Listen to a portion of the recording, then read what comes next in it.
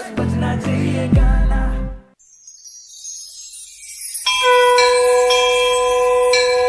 भोली भोली खावे वाली मैया की डीजे सोनू राज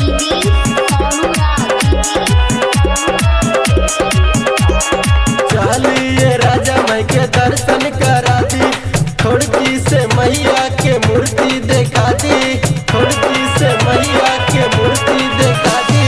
चलिए राजा माई के दर्शन करा दी, खिड़की से मैया के मूर्ति देखा दी। मैया के महिमा तो बहुत महान बा, मैया के पूजा तो सारा जहान बा, मैया के पूजा तो सारा जहान बा, मैया के पूजा तो सारा जहान बा, मैया के पूजा तो सारा जहान बा।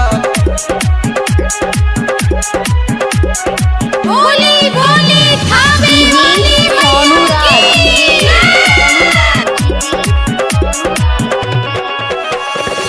मैया के पूजा तो सारा जहान बा, मैया के पूजा तो सारा जहान बा। माँ के मंदिर सजल बाटे, हे राजा घर ही डटल बाटे। माँ के मंदिर सजल बाटे, हे राजा घर ही डटल बाटे। मैया के महिमा ता जानत जहान बा, मैया के पूजा ता सारा जहान बा, मैया के पूजा ता सारा जहान बा, मैया के पूजा ता सारा जहान बा, मैया के पूजा ता सारा जहान बा। भोली भोली खावे वाली मैया की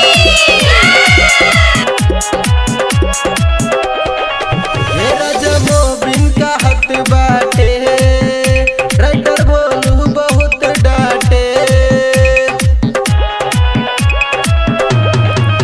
हे राजा मोबिन का हक बाटे, राइटर बोलू बहुत डांटे। अरे कबले पैर बात ऐसा आइट के, माई के दर्शन हम करब बैठ के, माई के दर्शन हम करब